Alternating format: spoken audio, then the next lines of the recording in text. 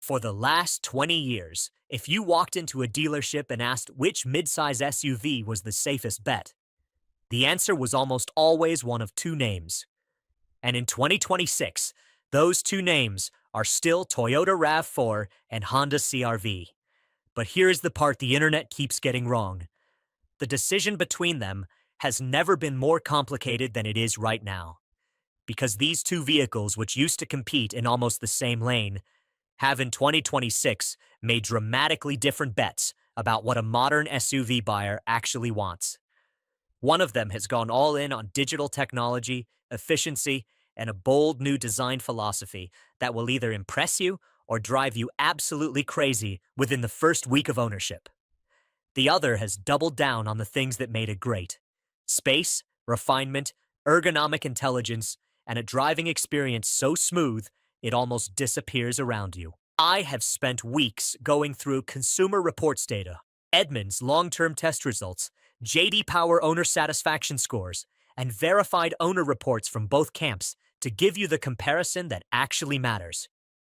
We are going to run these two through 5 critical categories. The results are not what most people expect, and the winner in at least 2 of those categories is going to surprise you. Let's get into it.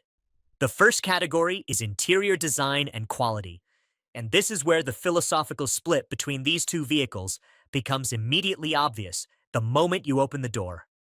The Toyota RAV4 2026 has made a decisive bet on what Toyota calls a tech-first interior. The centerpiece is a new 14-inch touchscreen that dominates the dashboard and pulls virtually all secondary vehicle functions into its interface. Climate control, audio, drive mode selection, even some of the seat adjustment shortcuts in higher trims.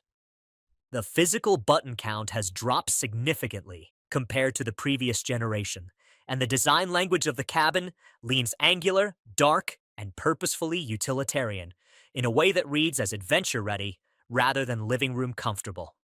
The materials are engineered for durability, hard-wearing surfaces, textured plastics designed to hide scratches, and a layout that prioritizes function over softness.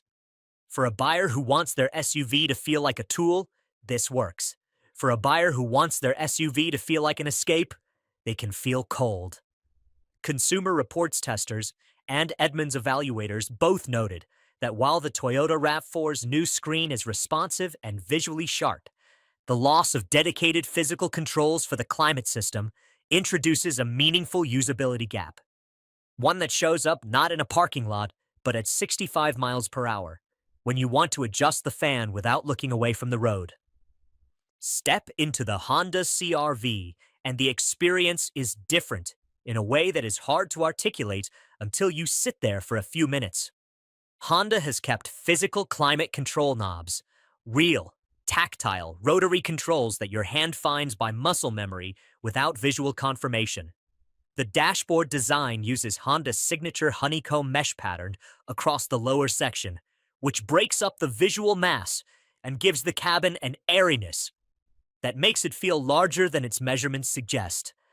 The materials in the Sport and Sport Touring trims use noticeably softer touch points on the upper surfaces, the armrests, the door card tops, the dashboard face, creating a tactile impression that consistently tests above the Toyota RAV4 at comparable price points in Consumer Reports' interior quality evaluations. The Honda CR-V's approach is what the industry calls user-centric design. The vehicle is built around how you actually interact with it during a drive, not around how impressive it photographs in a press release. For most buyers, especially families who are in and out of this vehicle multiple times per day, the Honda CR-V's interior approach creates a lower daily friction experience. And lower daily friction, compounded over years of ownership, is one of the things that drives long-term owner satisfaction scores. In J.D. Power's 2025 Vehicle Dependability Study, the CR-V's interior satisfaction ratings ranked above segment average. The Toyota RAV4 ranked competitive, but the gap in tactile comfort is real and documented. The second category is powertrains and driving dynamics, and this is where the Toyota RAV4 makes its most compelling argument, and where you need to understand exactly what you are buying before you sign. The Toyota RAV4 Hybrid 2026 runs Toyota's fifth-generation hybrid system, pairing a 2.5-liter Atkinson cycle four-cylinder gasoline engine with two electric motors, one at the front, one at the rear, for a combined system output of 219 horsepower, and a 0 to 60 time that Edmunds testing places around 7.0 to 7.4 seconds in most configurations. More importantly, the EPA rates the Toyota RAV4 Hybrid at 41 mpg city, 38 mpg highway, and 40 mpg combined, numbers that translate to real-world fuel averages between 33 and 39 mpg depending on conditions. At 15,000 miles annually, that efficiency advantage over a conventional gasoline SUV represents $500 to $800 in annual fuel savings. Over 5 years, that is real money. The Toyota RAV4 also carries its hybrid performance advantage clearly over the Honda CR-V Hybrid on pure acceleration numbers. The RAV4 is meaningfully quicker from a standing start, which matters in highway merging and in situations where you need the vehicle to respond with urgency. The Honda CR-V Hybrid 2026 uses Honda's IMMD, Intelligent Multi-Mode Drive system, combining a 2.0-liter Atkinson cycle engine with two electric motors for a combined output of 204 horsepower. The 0 to 60 time in Edmunds testing comes in around 7.7 to 8.1 seconds, measurably slower than the Toyota RAV4. And the EPA combined rating sits at approximately 37 mpg, a few points below the Toyota RAV4. But here is the part that the spec sheet cannot tell you. The Honda CR-V's updated eCVT has been specifically recalibrated for 2026 to simulate the feeling of discrete gear changes at higher throttle inputs, which makes the power delivery feel more natural and less like the rubber band effect that some drivers associate with traditional CVT transmissions. In city driving, the Honda CR-V operates in near-silent electric mode for a greater proportion of low-speed commuting and the Toyota RAV4. And Honda's engineers have invested heavily in cabin insulation, thicker glass, additional acoustic damping in the firewall and floor, to the point where road and wind noise at highway speeds in the Honda CR-V are noticeably lower than in the Toyota RAV4. If you spend most of your driving time in urban or suburban conditions, and you value the feeling of silence and smoothness over raw efficiency numbers, the Honda CR-V makes a coherent and genuinely well-engineered case. The third category is safety technology and driver assistance systems, and both vehicles come standard with comprehensive suites across all trim levels, which is itself worth noting because there are still vehicles in this segment that reserve key safety features for upper trims. The Toyota RAV4 2026 carries Toyota Safety Sense 3.5, which represents a meaningful upgrade over the previous 3.0 generation. The most significant new capability is autonomous emergency braking at intersections. The system can now detect oncoming vehicles when you are making a left turn and apply the brakes if a collision is imminent, a scenario that previous generations of TSS could not address. The Toyota RAV4 also now includes proactive driving assistance, which uses map data and camera input to gently manage speed approaching curves, intersections, and speed limit changes, a step towards semi-autonomous behavior that Honda has not yet matched at this price point. The pre-collision system on the Toyota RAV4 2026 has additionally improved its detection accuracy for motorcycles and cyclists, which safety researchers had flagged as a gap in earlier generations. Lane keeping assist has been recalibrated to be less jerky in its steering corrections, which matters because drivers who find lane assist irritating disable it, and a disabled safety system helps no one. The Honda CR-V 2026 runs Honda Sensing as standard, and Honda's updates for this model year are focused in a specific and practical direction, improving the front camera's effective angle of view and upgrading the radar's resolution for better performance in heavy stop-and-go traffic. The adaptive cruise control on the Honda CR-V 2026 is one of the smoothest in the segment in real-world urban driving. It brakes and accelerates with a gentleness that passengers rarely even notice, which is the hallmark of a well-tuned system. Edmunds testers specifically praised the Honda CR-V's adaptive cruise behavior in their 2026 evaluation, noting that it required fewer manual interventions in dense freeway traffic than most competitors, including the Toyota RAV4. Honda sensing on the Honda CR-V also now includes a wider detection zone for lane departure warning, which reduces false positives on road surfaces with worn lane markings, a practical improvement that shows up in owner satisfaction data. Neither vehicle has a clear overall winner in this category. The Toyota RAV4 leads in intersection braking capability and proactive driving assist. The Honda CR-V leads in adaptive cruise refinement and day-to-day ADAS usability. Your priority determines your winner here.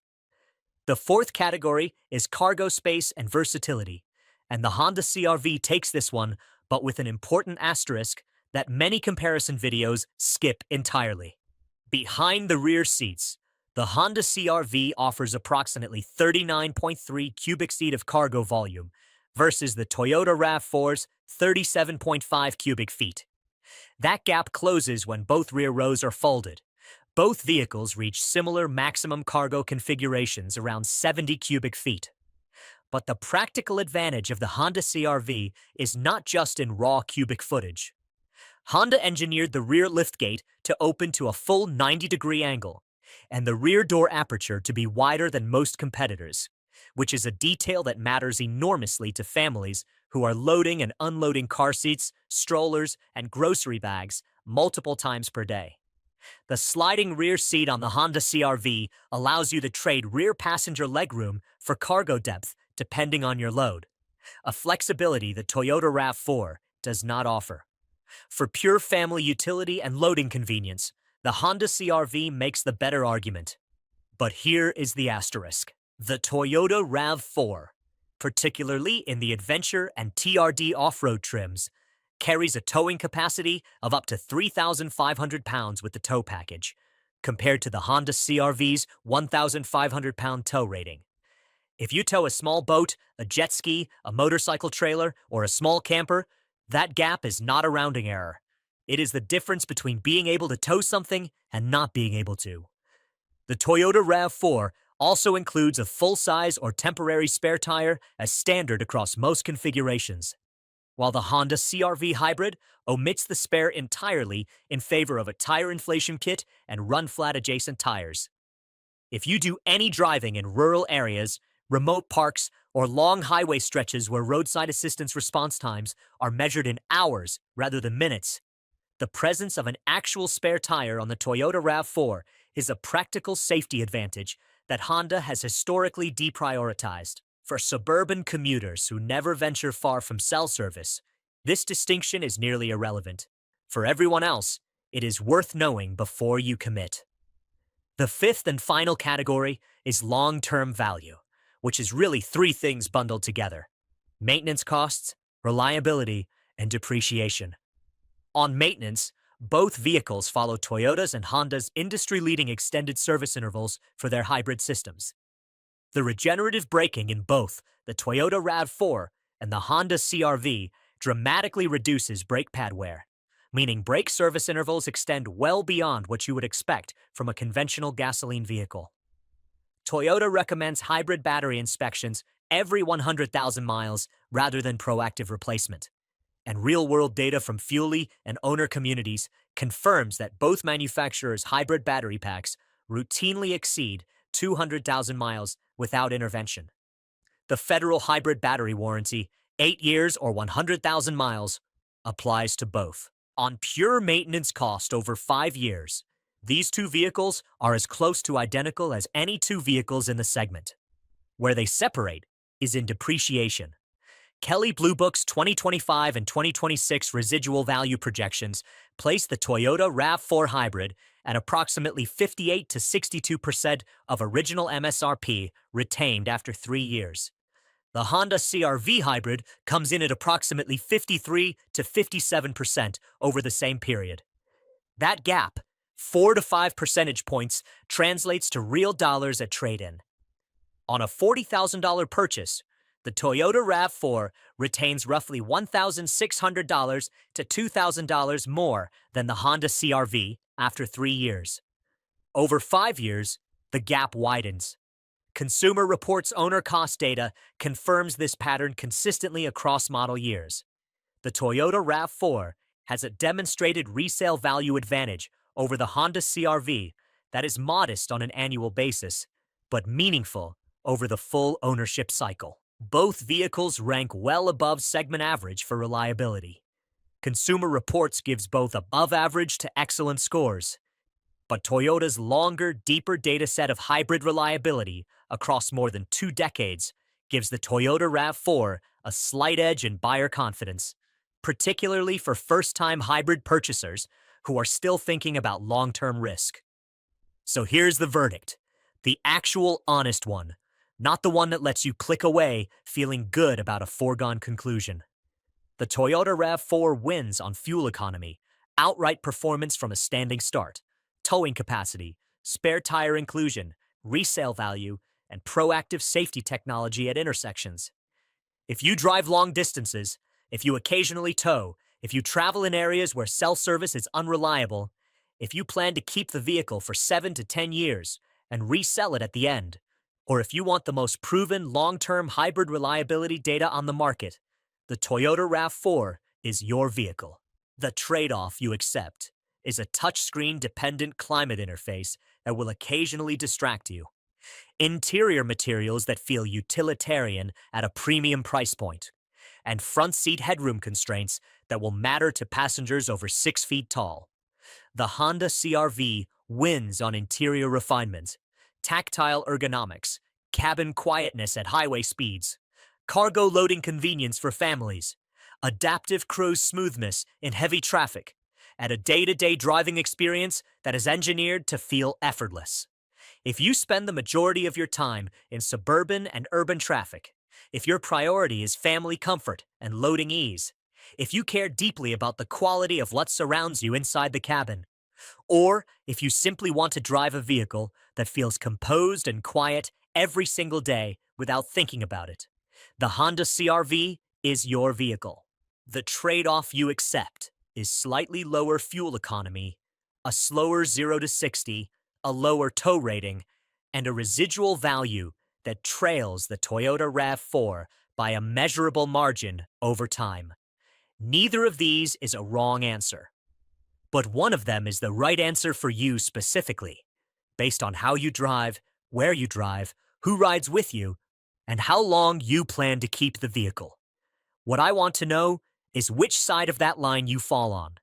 If you had to commit to one of these for the next 10 years, the Toyota RAV4 or the Honda CR-V, which one are you living with? Tell me in the comments. I read every single one.